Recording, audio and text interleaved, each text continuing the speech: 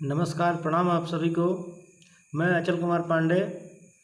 आज हम इस वीडियो में इंडियन पार्लियामेंट के बारे में हम चर्चा करेंगे और ये पॉलिटिक्स का मेरा पहला सीरीज है। अभी तक मैं ज्योग्राफी और कुछ एक इलेक्ट्रिसिटी जनरेशन के ऊपर हमने वीडियो अपलोड किया था और कुछ खास करके हिंदी मीडियम के स्टूडेंट जो कि कुछ सर्टेन एग्ज़ाम्स की तैयारी कर रहे हैं, उन्होंने मुझे मेरे सब्सक्राइबर्स रिक्वेस्ट डाला कमेंट सेक्शन में, तो मैं उनके लिए पार्टिकुलरली ये वीडियो बना रहा हूँ और मुझे उम्मीद है कि उनको ये फ़ायदेमंद होगा।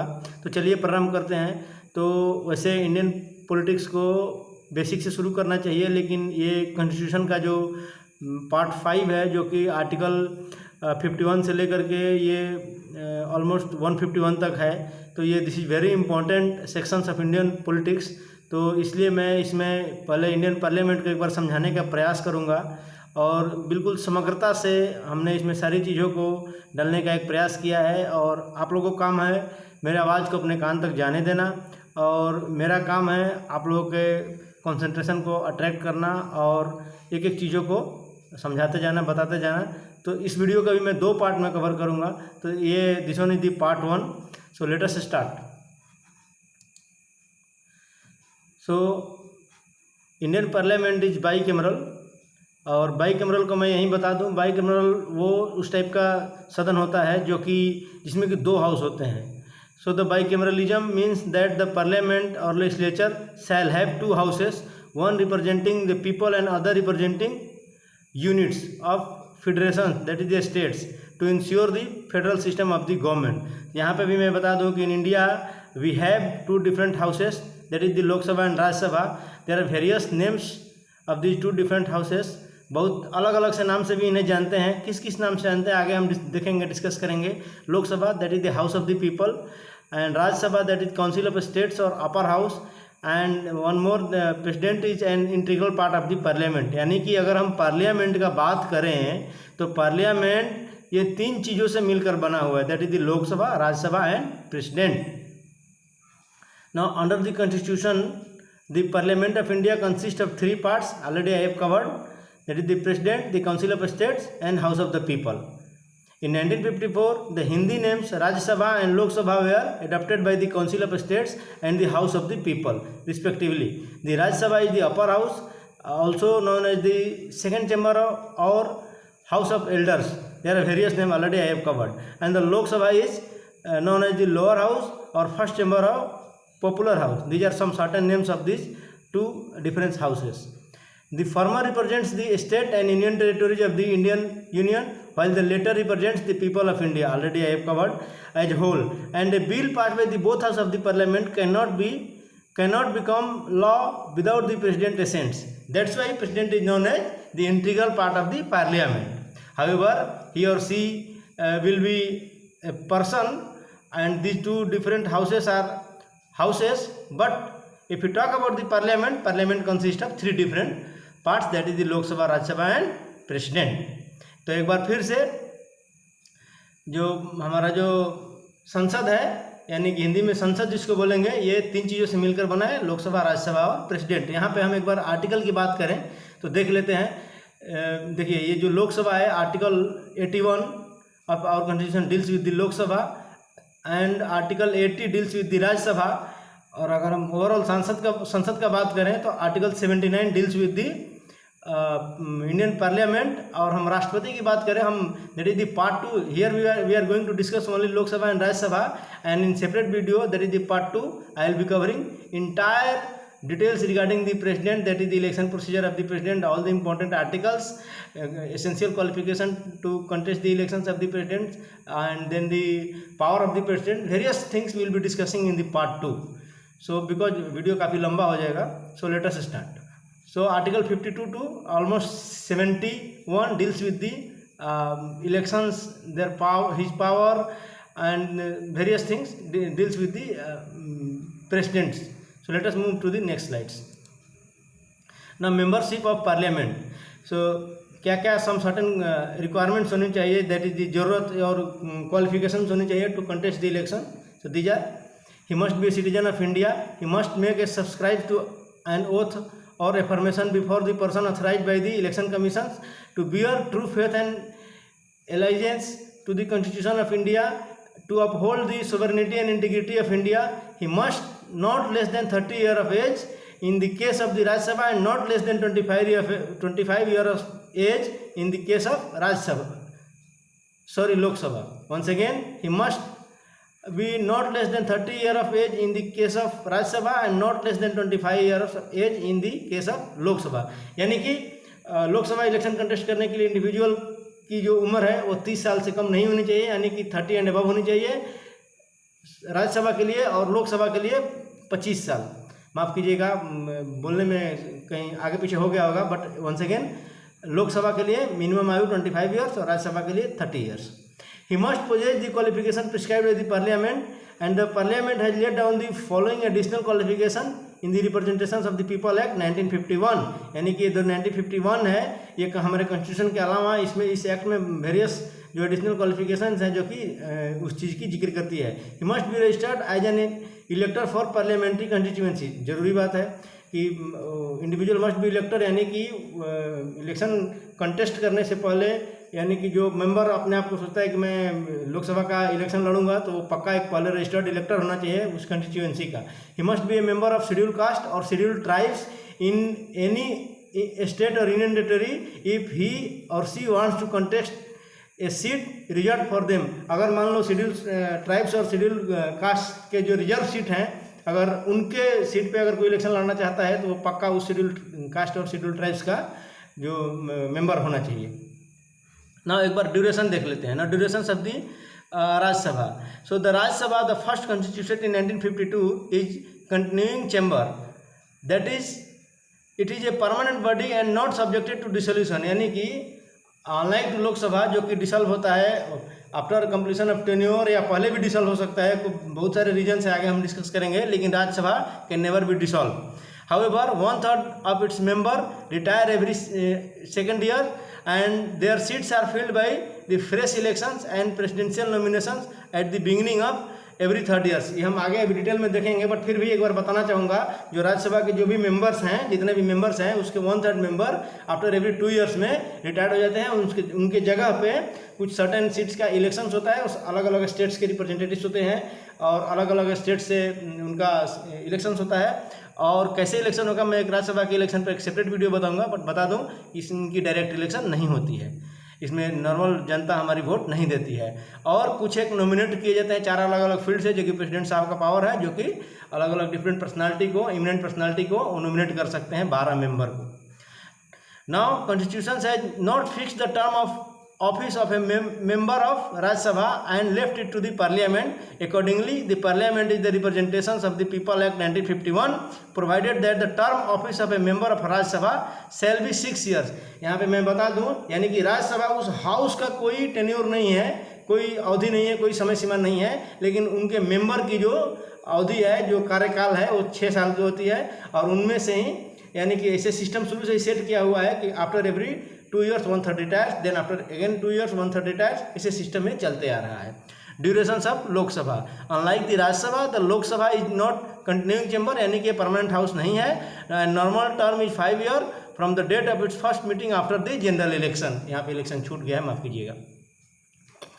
यानी कि जनरल इलेक्शन के बाद जो फर्स्ट जो मीटिंग होती है जो सभा की, उस डेट से लेकर के अगले 5 साल तक की मेंबरशिप होती है, यानी कि मेंबर्स के टेन्योर होते हैं और लोकसभा के भी टेन्योर होता है। लेकिन इससे पहले भी भंग हो सकता है, अगर जो रूलिंग पार्टी है मेजॉरिटी खो दिया या और भी कोई वजह हो गया तो प्रेसिडेंट को पावर है कि उसको डिसॉल्व कर सकता है। फ्रेश इलेक्शन होगा, सारे सब कुछ सिस्टम दोबारा से फिर से आ जाएगा। बीच में उसको मध्यवर्ती चुनाव बोलते हैं, आगे हम इलेक्शन वाले में भी देख लेंगे कितने अलग अलग टाइप के चुनाव होते हैं। Next, now coming to the Lok Sabha, here we will be discussing Lok Sabha in the details. So the maximum strength of the Lok Sabha is fixed at 552.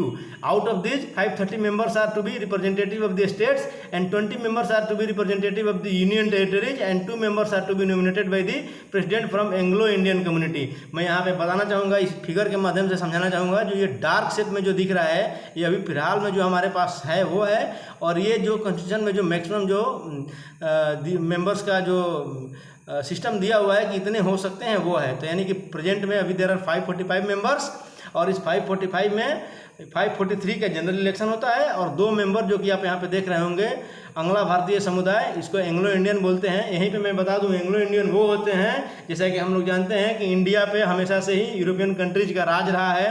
कभी मंगोल आ गए, कभी हूण आ गए, कभी डच आ गए, तो ये यूरोपियन कंट्रीज जो भी कंट्री हैं जो भारत में राज किए हैं, तो उन्होंने यहाँ की लड़कियों से शादी कर लिए थे। यानी कि कहीं ना कहीं जो यूरोप से आया हुआ कोई भी व्यक्ति, कोई भी यूरोपियन व्यक्ति जिसकी शादी इंडिया में हुई है, उसके जो बच्चे हैं they are called Anglo Indian.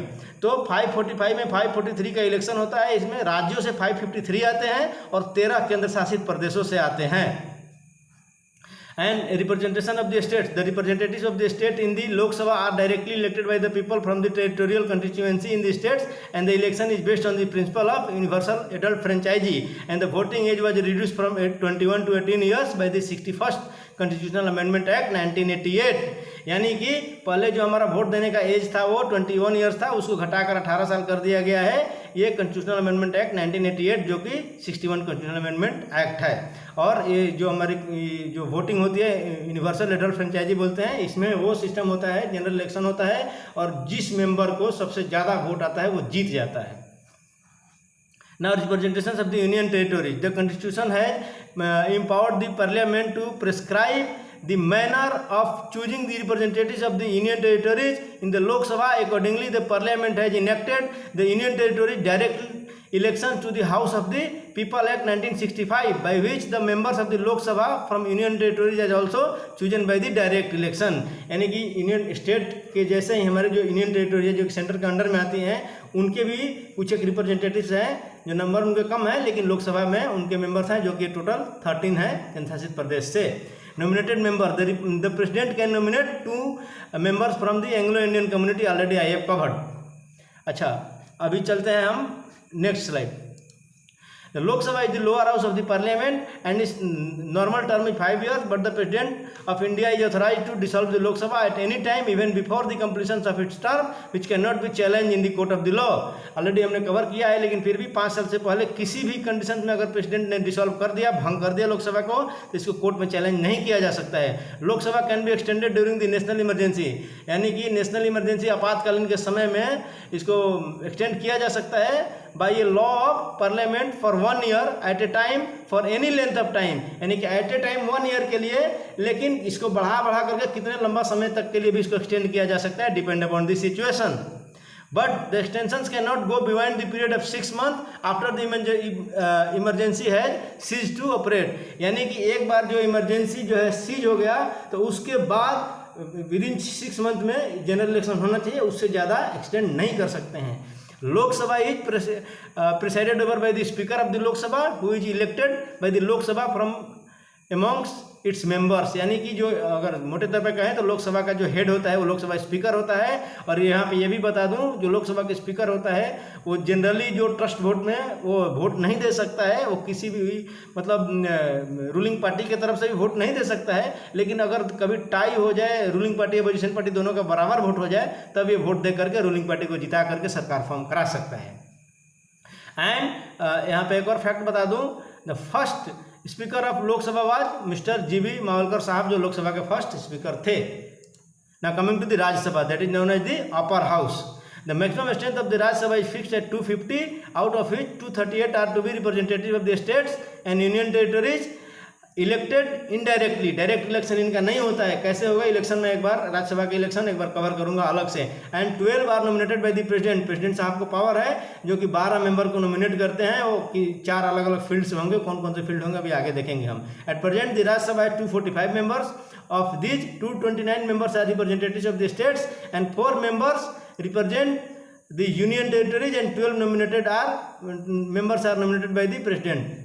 यानी कि 245 का भी अगर हम यहाँ पर देखें तो 245 में मैक्सिमम स्ट्रेंथ 250 हो सकता है, लेकिन अभी वर्तमान में 245 है जो कि आप यहाँ पर देख रहे हैं। इसमें 233 आते हैं जो है इलेक्शन से और 12 राष्ट्रपति के द्वारा मनोनीत किए जाते हैं। ये 233 का भी हम बाइफर्केशन देखें तो 229 स्टेट से और 4 जो है केंद्र शासित प्रदेश से आते हैं। Now representative of the states, the representative of the state in the Rajya Sabha are elected by the elected member of the state legislative assembly, यानी कि स्टेट लेजिस्लेटिव असेंबली के जो इलेक्टेड मेंबर्स हैं वो इनके लिए वोट देते हैं। उसका सिस्टम अलग है, उस सिस्टम को बोलते हैं system of representation by single transferable vote. उसके सिस्टम्स होता है, उसका एक फार्मूला होता है, हम कभी डिस्कस करेंगे। The election is held in accordance with the system of proportional by representation by the means of single transferable vote and the seats are allotted to the states in the Rajya Sabha on the basis of the population. यहाँ पे मैं बता दूं कि सभी states के राज्यसभा के members का जो वो है संख्या है वो अलग है, डिपेंड अपॉन द पॉपुलेशन। जैसे कि बिहार में ये जो है राज्यसभा के मेंबर 16 है, तो इसे सारे स्टेट्स को ये ऑलरेडी सीट अलॉट किए गए हैं और after every 2 years 1/3 member retires.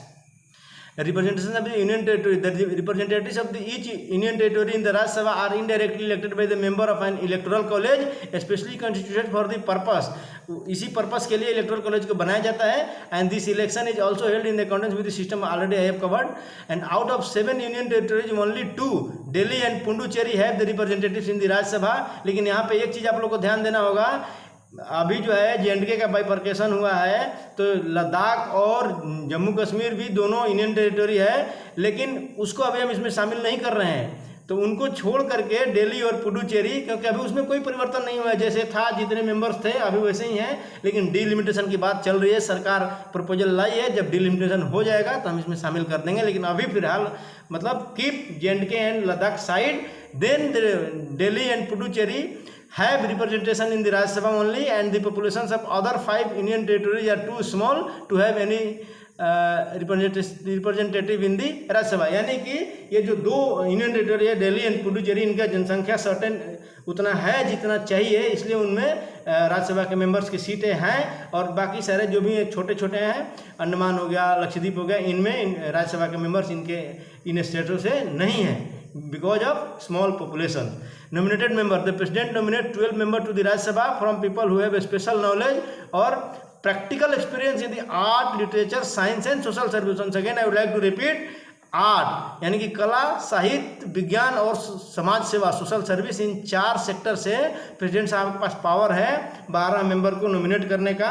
वो भी राज्यसभा के मेंबर जैसे इलेक्ट होकर आते हैं वैसे ही सेम है, बस फर्क इतना ही है कि वो प्रेसिडेंट के इलेक्शन में वोट नहीं दे सकते हैं, बाकी सब कुछ सेम है। लेकिन यहाँ पे मैं बता दूँ, सचिन तेंदुलकर साहब को भी राज्यसभा का मेंबर बनाया गया था, लेकिन वो तो आर्ट से भी नहीं थे और जो है और ना लिटरेचर से थे, ना साइंस से थे, ना सोशल सर्विस थे, लेकिन उनको एक अच्छे प्लेयर थे जो कि या तो टेक्निकली खेलते थे या तो एक जो है सोशल सर्वेंट के तौर पे सोशल सर्विस के कैटेगरी में ला करके उनको दिया गया था। लेकिन वैसे everyone knows he was a good sports person, but sports इसमें शामिल नहीं है। The rationale behind this principle of nominations is to provide the eminent persons a place in the Rajya Sabha without going through the process of election। It should be noted here that American Senate has no nominated members। American जो सीनेट्स हैं उसमें nominated members नहीं होते हैं। और यहाँ पे ये भी बता दूँ, जो अमेरिका का जो अपर हाउस है, जो सेनेट है, उसमें हर एक स्टेट से 2 ही मेंबर होते हैं, इररिस्पेक्टिव ऑफ पॉपुलेशन चाहे ज़्यादा कम कितना भी हो। Next, now some certain details of the Rajya Sabha। The Rajya Sabha is the permanent house and its members are elected for terms of 6 years in accordance with the system of proportional representation। 1/3 of its members are retired in every 2nd year and the vice president is the chairman of the house। and all the states do not send equal members to the Rajya Sabha, already I have covered। and the representation is decided on the basis of the populations of representative states। यानी कि population के आधार पर उनके सीटों का बंटवारा किया गया है और उसी के आधार पर number of member of Rajya Sabha are there in each states. और मैं यहाँ पे ये भी एक फैक्ट बता दूँ, the first vice president of our country that is the head of the Rajya Sabha was Sarvepalli Radhakrishnan साहब। Power of Lok Sabha and the Rajya Sabha, this is very important to understand। A money bill can be introduced only in the Lok Sabha and not in the Rajya Sabha। A resolution for the discontinuance of the national emergency can be passed only by the Lok Sabha and not by the Rajya Sabha। and Rajya Sabha cannot remove the Council of Ministers by passing a non-confidence motions। The Rajya Sabha can discuss and criticize the policies and activities of the government। This is because the Council of Ministers is collectively responsible only to the Lok Sabha and Rajya Sabha can only authorize the Parliament to make a law on subject enumerated in the state list। Which deals with the article 249। यहाँ पे मैं बता दूं, नीचे से चलते हैं, यानी कि ये पावर सिर्फ राज्यसभा को है, जो कि स्टेट लिस्ट, यानी कि जो हमारे पास 3 लिस्ट है, जो है union list, state list and concurrent list. तो कंकरेंट लिस्ट और यूनियन लिस्ट में सरकार तो बनाती लो है, लेकिन ये पावर सिर्फ राज्य सरकार के पास है, जो कि ये स्टेट लिस्ट पे भी सर्टेन लॉ बना सकती है। उसके बाद राज्यसभा जो काउंसिल ऑफ मिनिस्टर को कोई रिजोल्यूशन पास करके, नॉन कॉन्फिडेंस मोशन वाला रिजोल्यूशन पास करके इसको रिमूव नहीं कर सकते। ये पावर सिर्फ लोकसभा के पास है। और resolution for the discontinuance of national emergency, यानी कि ये जो राज्यसभा नेशनल इमरजेंसी को डिसकंटिन्यू नहीं कर सकती है, यानी कि discontinuance of national emergency can not be pass by the Lok Sabha, can be pass by the Lok Sabha and not by the Rajya Sabha, यानी कि वो सिर्फ लोकसभा ही पास करेगी, राज्यसभा नहीं कर सकती है। जो नेशनल इमरजेंसी लगता है उसको डिसकंटिन्यू करने या नहीं करने के regarding. A money bill can be introduce only in the Lok Sabha, यानी कि मनी बिल, वैसे तो मैं एक बात बता दूं, कोई भी बिल किसी भी हाउस में पहले इंट्रोड्यूस किया जा सकता है। लोगों की यह अवधारणा है, विचार, कुछ लोग सोचते हैं कि नहीं लोकसभा में ही पहले, ऐसा कुछ भी नहीं है। लेकिन मनी बिल को हम जो है, money bill can be introduce only in the Lok Sabha, इसको यानी कि फर्स्ट में पहले मनी बिल को लोकसभा में इंट्रोड्यूस किया जाता है, राज्यसभा में पहले इसको इंट्रोड्यूस नहीं कर सकते हैं। These are some important fact and figure regarding the power of Lok Sabha and Rajya Sabha.